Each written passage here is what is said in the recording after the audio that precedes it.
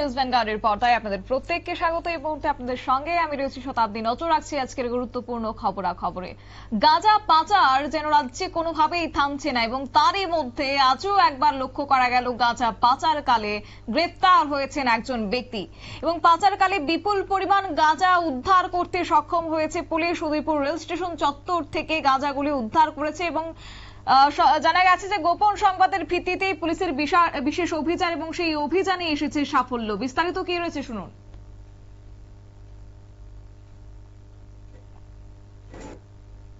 Udaipur station চত্বরে mobile duty করছিল, তখন একটি সাসপেক্টেড পারসন রেলওয়ে ট্র্যাকের উপর দিয়ে দৌড়াচ্ছিল, সঙ্গে ওনার পজিশনে একটা ব্যাগ ছিল। তো সেই মোতাবেক ওইখানে যে জিআরপি থানার যে কনস্টেবল আছে উনি এবং আমাদের অফিসার ওই লোকটাকে আটক করে, এবং আটক করার পর ওনার পজিশনে একটি ব্যাগ পাওয়া যায় যেটি লক থাকে। তারপর ওই ব্যক্তিটিকে অফিসে নিয়ে আসা হয়, জিআরপি পিএস এর যে অফিস আছে উদয়পুর স্টেশন, সেটা নিয়ে আসা হয়। তারপর থরো সার্চ কন্ডাক্ট করার পর ওনার পজিশন থেকে ওই ব্যক্তিতে 4 প্যাকেট ড্রাই গাঞ্জা পাওয়া গেছে। যাকে আটক করা হয়েছে তার নাম কি? তার নাম রাজীব কুমার দে, বাড়ি উত্তর চন্দ্রপুর। যে ট্রেনের দিয়ে পাচার করার উদ্দেশ্য ছিল, মানে ট্রেনটার নাম কি, কখন ছিল ট্রেনটা? তখন স্টেশনে কাঞ্চনজঙ্ঘা এক্সপ্রেস দাঁড়িয়েছিল। এখন স্পেসিফিক কেস রেজিস্টার করা হচ্ছে, তারপর ওকে কোর্টে ফরওয়ার্ড করা হবে।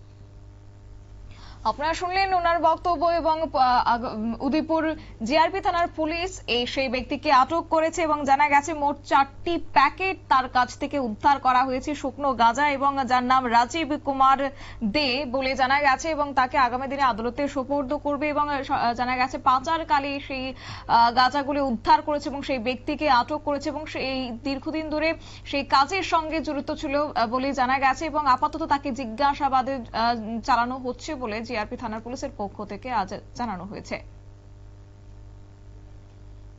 নিয়ে নিচ্ছি ছোট্ট একটি বিজ্ঞাপন বিরতির সঙ্গে থাকুন।